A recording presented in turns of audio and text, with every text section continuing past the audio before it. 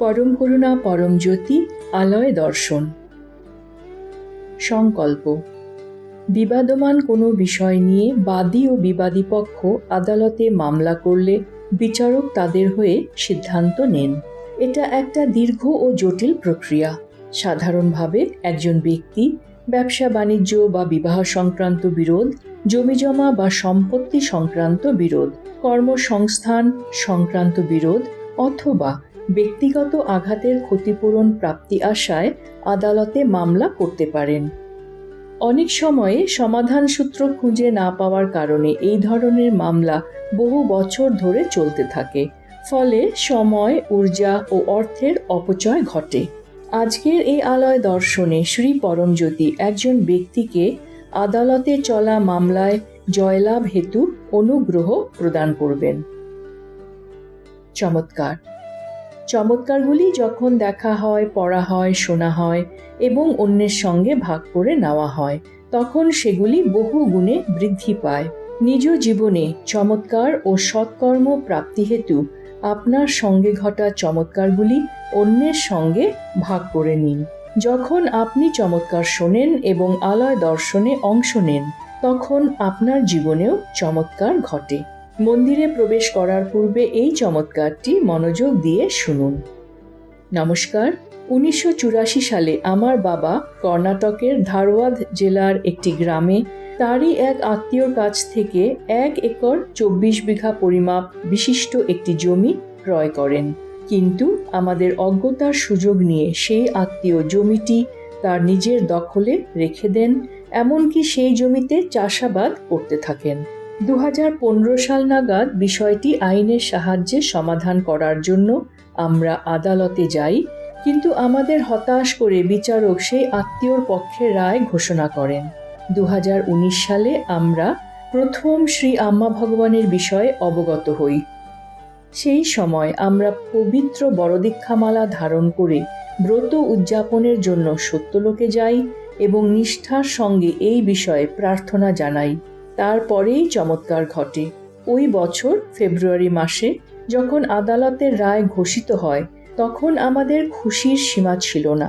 কারণ শ্রী আম্মা ভগবানের অপার অনুগ্রহে আমরা যে শুধুমাত্র 1 একর 24 বিঘা জমি ফেরত পেলাম তাই নয়, বরং ওই জমির বাকি 8 একর 3 বিঘা জমির মালিকানাও আমাদের পক্ষে ঘোষিত হয়। এই রকম অবিশ্বাস্য চমৎকার সাধনের জন্য শ্রী আম্মা ভগবানের দৈব চরণে আমি আন্তরিক কৃতজ্ঞতা ও সশ্রদ্ধ প্রণাম নিবেদন করি। পরম করুণা পরম জ্যোতির প্রকটিত জ্ঞান, সব রূপই আমার প্রত্যক্ষ রূপ। পরম করুণা পরম জ্যোতির মহাবাক্য আমাকে ব্যক্তিগতভাবে জানাই মুক্তি লাভ করা। শ্রী আম্মা ভগবানের আজকের শিক্ষা। বিশ্বাস ঈশ্বরের অভিজ্ঞতাকে বিস্তৃত করে। পূজা পদ্ধতি। আজ আমরা মহারাষ্ট্রের নাগপুরে অবস্থিত শ্রী পোদ্দারেশ্বর রাম মন্দিরের দর্শন করতে চলেছি। নমস্কার মুদ্রায় ঘণ্টাধ্বনির উপর মনোনিবেশ করুন, যা আপনার মস্তিষ্কের ডান ও বাম ভাগকে সমলয় নিয়ে আসবে। এরপর ইহমের পূর্তি অর্থাৎ আদালতে চলা মামলায় জয়লাভ এবং পরমের পূর্তি অর্থাৎ মানসিক বোঝাহীন স্থিতি প্রাপ্তি হেতু প্রার্থনা করুন। আজ আমরা আজ্ঞাচক্রের সক্রিয়করণ হেতু এই চক্রের ওপর মনোনিবেশ করতে চলেছি। এই চক্রটি ভ্রূর মধ্যভাগে অবস্থিত 2 পাপড়িযুক্ত পদ্ম, যার কেন্দ্রে একটি নীল লিঙ্গ এবং ডান ও বাম পাপড়িতে যথাক্রমে সূর্য ও চন্দ্র বিরাজমান রয়েছে। এই চক্রে মনোনিবেশ করার ফলে আমাদের স্মৃতিশক্তি, একাগ্রতা ও সচেতনতার বিকাশ ঘটবে। শঙ্খধ্বনির সময় পূজার সম্পূর্ণ অনুগ্রহ লাভ করুন। সবশেষে শ্রী পরমজ্যোতিকে কৃতজ্ঞতা জানান ও ভজনে অংশ নিন।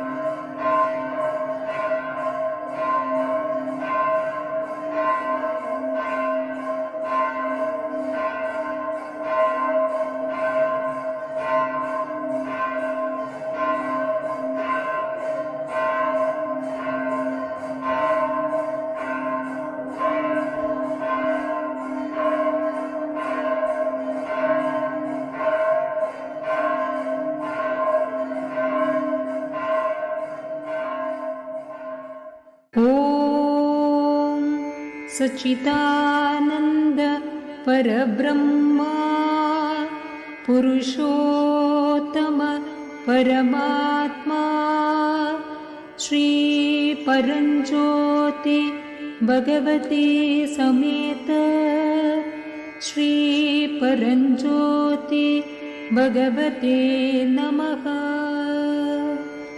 ॐ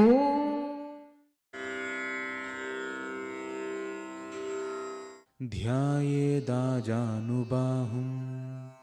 धृतशरधनुषं बद्धपद्मासनस्थं पीतं वासोवसानं नवकमलदलस्पर्धिनेत्रं प्रसन्नं वामाङ्कारूढसीतामुखकमलमिलल्लोचनं नीरदाभं नानालङ्कारदीप्तं दधतमुरुजटामण्डनं रामचन्द्रम् इति ध्यानम्।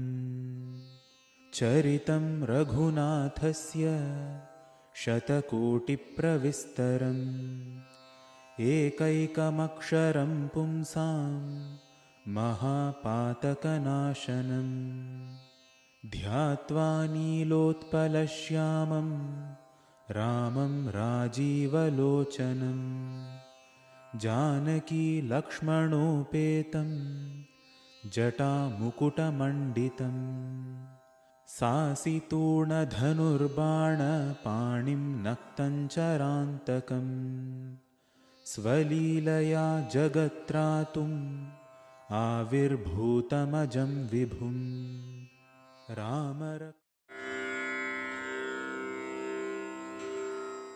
आपदामपहर्तारं दातारं सर्वसम्पदां लोकाभिरामं श्रीरामं भूयो भूयो नमाम्यहम्।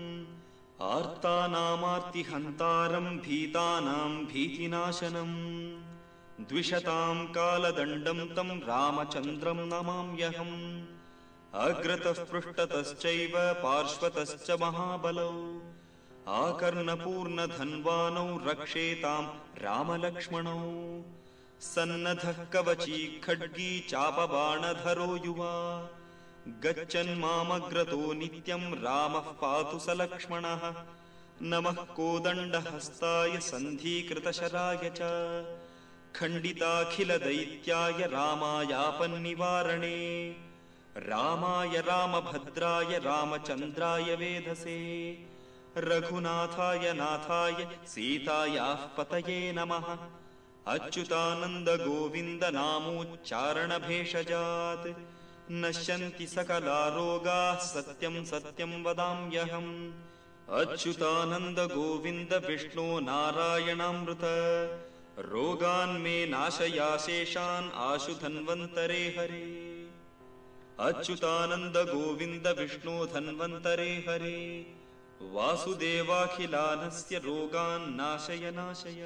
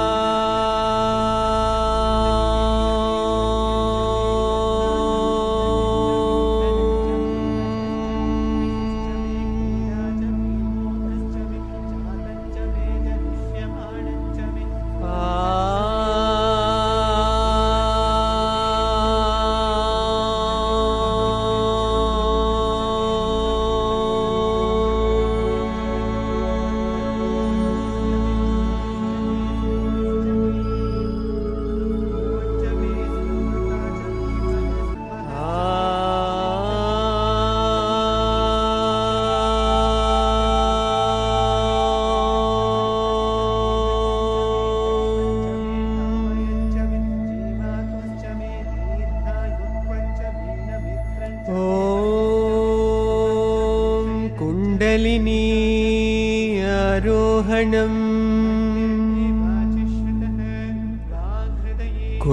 कुण्डलिनी आरोहणम् कुण्डलिनी आरोहणम्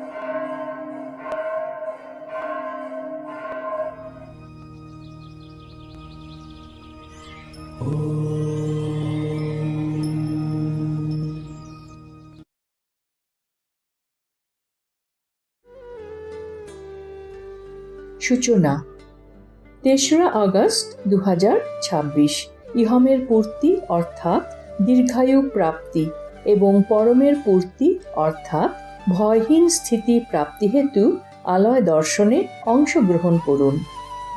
সকলকে ধন্যবাদ। নমস্কার। শ্রী আম্মা ভগবান শরণম।